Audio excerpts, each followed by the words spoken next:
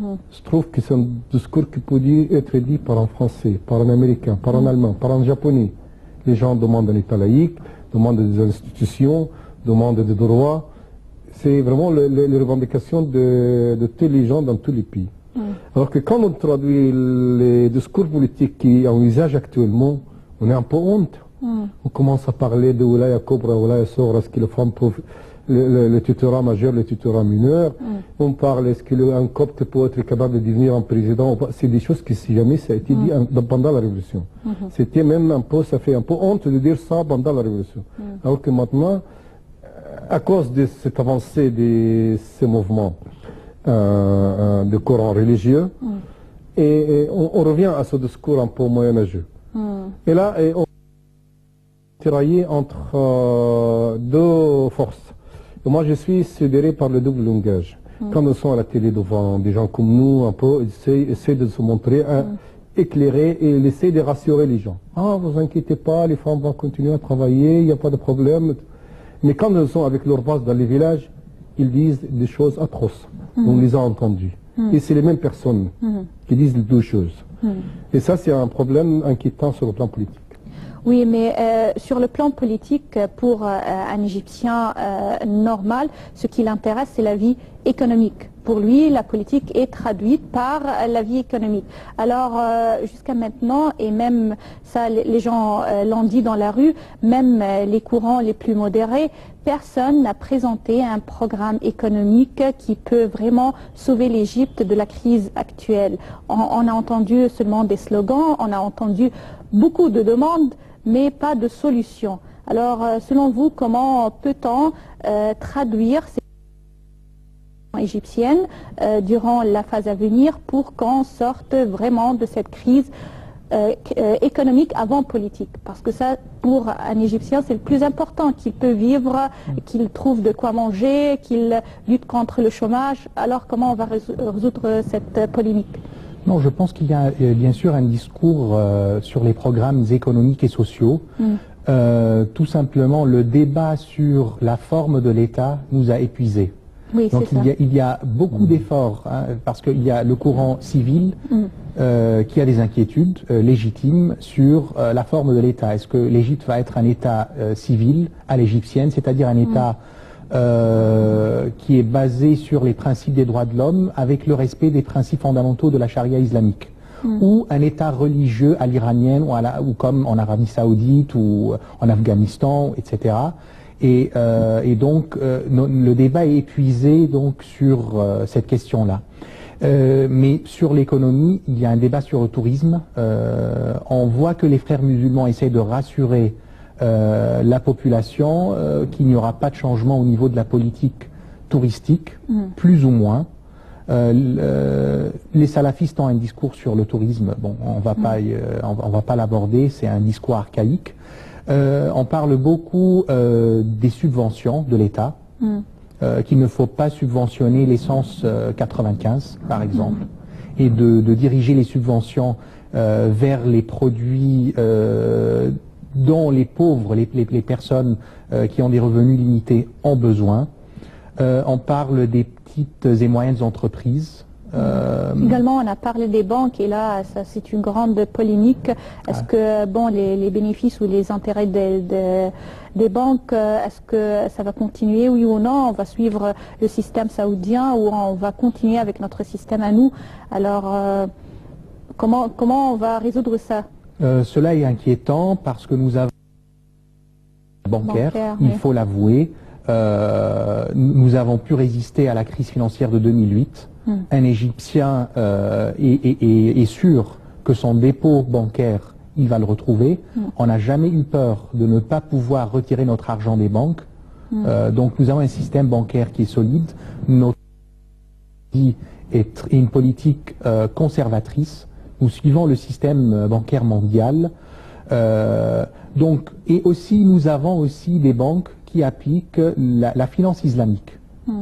Nous avons quelques branches de banques. Nous avons la banque Faisal. Donc, je pense qu'il serait opportun que nous ayons les deux systèmes. Comme en Angleterre, comme aux Émirats Arabes Unis, Il y a les banques qui appliquent la finance islamique et il y a les banques qui appliquent le système bancaire traditionnel qui réussit et donc il ne faut pas le toucher. Il y a 56 pays musulmans dans la conférence islamique, donc l'organisation de la conférence islamique. Il y a 53 pays qui suivent le système bancaire international traditionnel. 3 ne le suivent pas, donc l'Arabie Saoudite, l'Iran et l'Afghanistan à l'époque des talibans. Mais quand l'Arabie Saoudite et l'Iran doivent rentrer dans les transactions internationales avec la société internationale, on est obligé de suivre le système traditionnel. Et il faut aussi noter qu'il y a des théologues religieux qui ont dit que le système bancaire traditionnel n'est pas, ne doit pas être l'usure prohibée par le Coran. Oui, c'est ça. Alors, docteur Maurice, si on parle là que une très grande tranche des Égyptiens seront menacés si les islamistes arrivent au pouvoir parce que ils travaillent dans le domaine du tourisme ou ils mettent tout ce qu'ils ont investi dans leur vie dans les banques égyptiennes. Et si l'Égyptien moyen est vraiment dans sa tête, il ne s'intéresse pas si le pays a un système laïque ou islamique, pour lui il veut vivre correctement. Alors pourquoi la plupart de la population des électeurs ont choisi ces courants qui sont un peu à l'écart de la modernisation, qui menacent leur vie et leurs travaux? Oui, je pense qu'il y a un problème de conscience. Et on n'a pas la conscience de où se trouvent les vrais problèmes. On peut dire, par exemple, aux gens que, selon-vous, l'islam est menacé. Et ça, c'est la raison, alors qu'il n'est pas menacé du tout. Au contraire, il est stable, il gagne même du terrain. Mais au lieu de dire, soulevez-vous, défendez vos droits, formez-vous des syndicats indépendants pour exiger des salaires, on oriente leur attention à d'autres problèmes et qui ne sont pas les vrais problèmes. Et cette histoire de menace qu'on attend tout le temps contre le tourisme et tout ça, bon, plusieurs experts du tourisme disent qu'ils ne peuvent rien faire, ça va pas changer, le touriste va continuer comme avant. Mais simplement, c'est un discours adressé aux Égyptiens, pas aux touristes. De toute façon, les villages touristiques, ce sera ça, parce que c'est l'argent qui vient, c'est lui qui paye, on le respecte. Donc, alors que c'est vraiment des messages adressés aux Égyptiens. Tout ce discours qui disent on va faire ceci et cela, c'est une question de chantage qu'on utilise pour dire aux Égyptiens on va appliquer sur vous des choses. De toute façon, ils ne seront pas en mesure de les appliquer sur le touriste. Parce qu'il y a un touriste, par exemple, on a vu quand même les salafis qui étaient allés demander à Sharm el-Sheikh aux touristes d'entrer en islam. Et là, à chaque touriste, il voit sur son lit un truc en anglais ou en français pour lui dire l'islam est mieux. Et là, c'est vraiment, personne n'intervient pour dire qu'est-ce que vous faites, c'est pas très bien, c'est même pas très poli. Parce que si moi je vais en France ou en Allemagne pour aller passer quelques jours de tourisme, on m'invite d'entrer au christianisme, je ne serais pas content. Je dis quand même, je viens pour me reposer, pas pour... Donc voilà, il y a une sorte d'anarchie qui domine maintenant, mais il y aura certainement un ajustement. Et cet ajustement sera commandé par l'intérêt, c'est pas par les idées. Et je pense que le tourisme va reprendre comme d'habitude, mais ce discours sera toujours utilisé pour l'Égyptien, en sorte de démagogie dominante.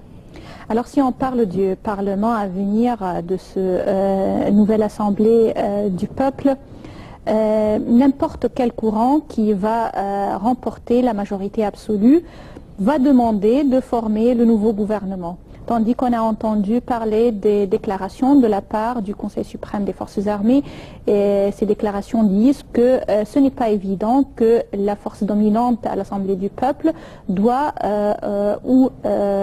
exige de former ce nouveau cabinet. Alors c'est une polémique vraiment persistante puisque à présent nous n'avons pas vraiment rédigé notre nouvelle constitution qui peut trancher l'affaire. Alors selon vous, après ces élections, est-ce que il y aura un nouveau gouvernement, un nouveau cabinet ministériel, ou on va continuer dans notre système jusqu'à la rédaction de la constitution? Non, je pense que la solution, c'est de respecter l'état de droit. Le 19 mars, il y a eu un référendum qui a proposé l'article de la Constitution de 1971, ce qui implique implicitement ou même explicitement que la Constitution de 1971 persiste, elle est encore en vigueur, sous réserve des 8 amendements qui ont été choisis par référendum par le peuple. La Constitution de 1971 prévoit un régime présidentiel et non pas un régime parlementaire. Et donc, il faut... Un régime mixte plutôt, c'est ce qu'ils avaient dit les spécialistes dans le domaine de la loi constitutionnelle. C'est ce qu'on envisage, Oui. mais ce qui est l'état actuel, c'est le président Voilà. qui désigne le Qui Premier domine, ministre. oui. Voilà. Et donc, le président de la République actuel, ou celui qui assure les fonctions du président de la République, c'est le Haut Conseil de l'armée. Et donc, Alors, c'est le Haut Conseil de l'armée qui va trancher cette question, où, oui ou non, la majorité va former le gouvernement, c'est ça? bien sûr,